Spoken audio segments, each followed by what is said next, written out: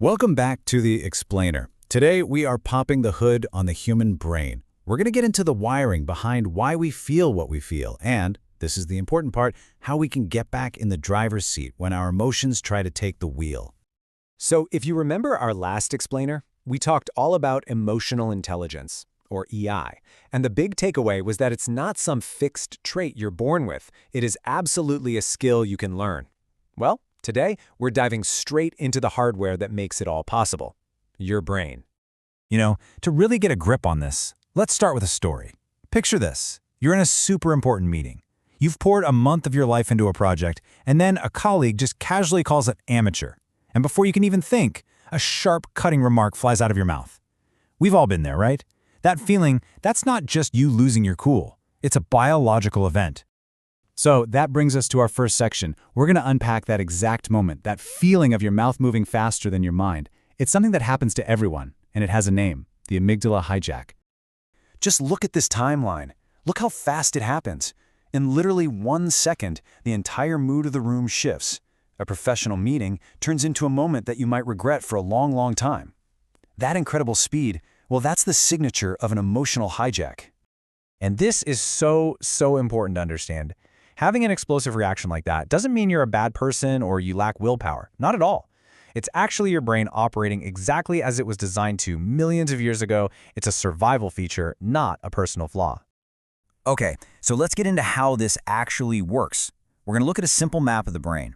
And maybe the best way to think about it is that we don't have one single mind, but two different systems that are supposed to work together, emphasis on supposed to.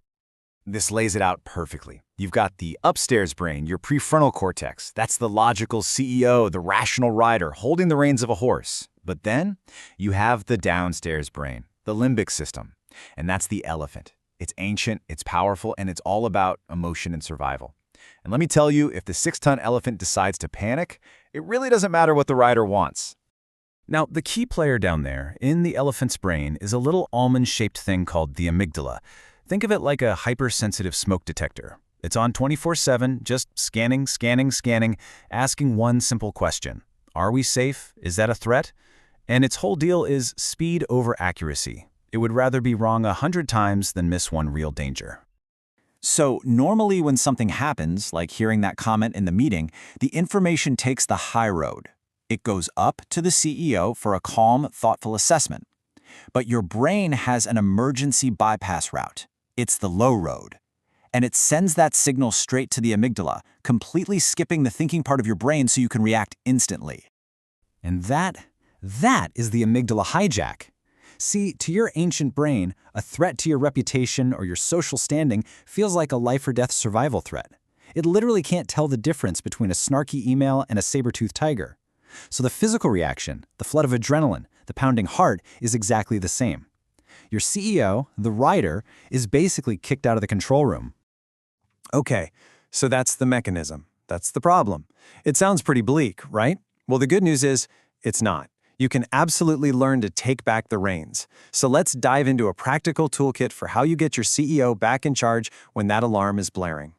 And the very first tool, maybe the most powerful one, it all comes down to this one simple number, 90. So what on earth is so special about the number 90? 90 seconds. That's it. A minute and a half. A neuroscientist named Dr. Jill Bolte-Taylor discovered that the actual chemical rush of an emotion, all that cortisol and adrenaline that makes you feel crazy, is completely flushed out of your bloodstream in about 90 seconds. The biological storm is surprisingly short.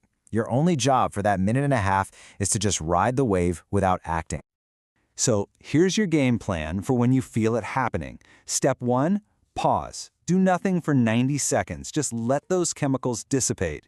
Step 2 is a technique called name it to tame it.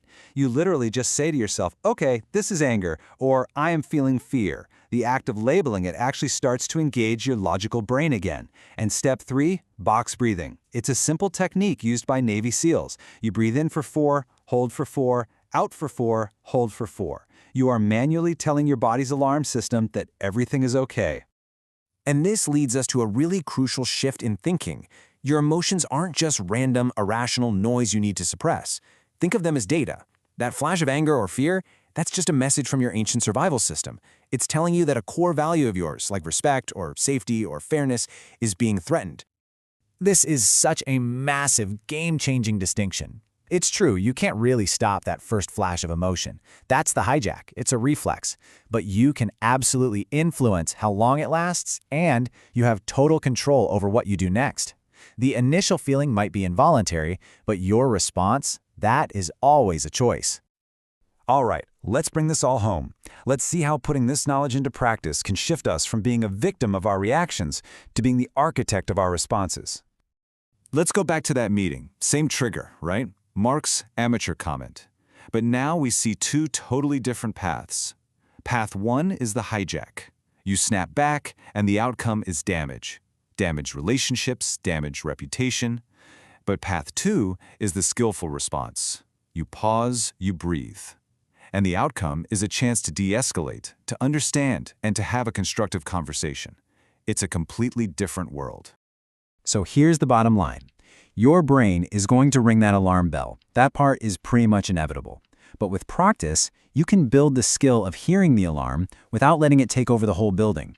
You can choose your response. And you know, this sets us up perfectly for our next explainer. Because before you can pause, before you can name the emotion, before you can do anything on that checklist, you have to do one thing first. You have to actually notice that you're feeling hijacked in the first place. And that foundational skill, the bedrock of all EI, is self-awareness. And that's exactly what we're tackling next time. So, the initial hijack is going to happen. But staying hijacked, that's a choice. The only question left is, what will you choose? Thanks so much for joining us on The Explainer.